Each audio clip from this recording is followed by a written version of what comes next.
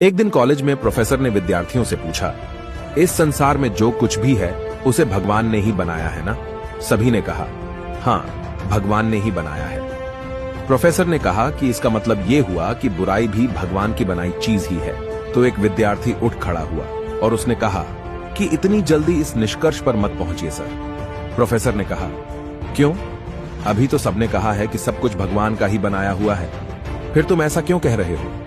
विद्यार्थी ने कहा कि सर, मैं आपको छोटे छोटे 2 सवाल पूछूंगा, फिर उसके बाद आपकी बात भी मान लूंगा। प्रोफेसर ने कहा, पूछो। विद्यार्थी ने पूछा, सर, क्या दुनिया में ठंड का कोई वजूद है?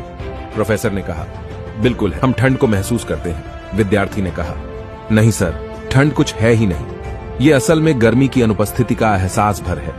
जहां गर्मी नहीं होती है वहां हम ठंड को महसूस करते हैं। प्रोफेसर चुप रहे। विद्यार्थी ने फिर पूछा, सर, क्या अंधेरे का कोई अस्तित्व है? प्रोफेसर ने कहा, बिल्कुल है, रात को अंधेरा होता है। विद्यार्थी ने कहा, नहीं सर, अंधेरा कुछ होता ही नहीं, ये तो जहां रोशनी नहीं होती वहां अंधेरा होता है। विद्यार्थी ने फिर कहा, सर, आप हमें सिर्फ प्रकाश और ताप ही पढ़ाते हैं और आप हमें कभी अंधेरा और ठंड नहीं पढ़ाते। फिजिक्स में ऐसा कोई विषय ही नहीं है सर।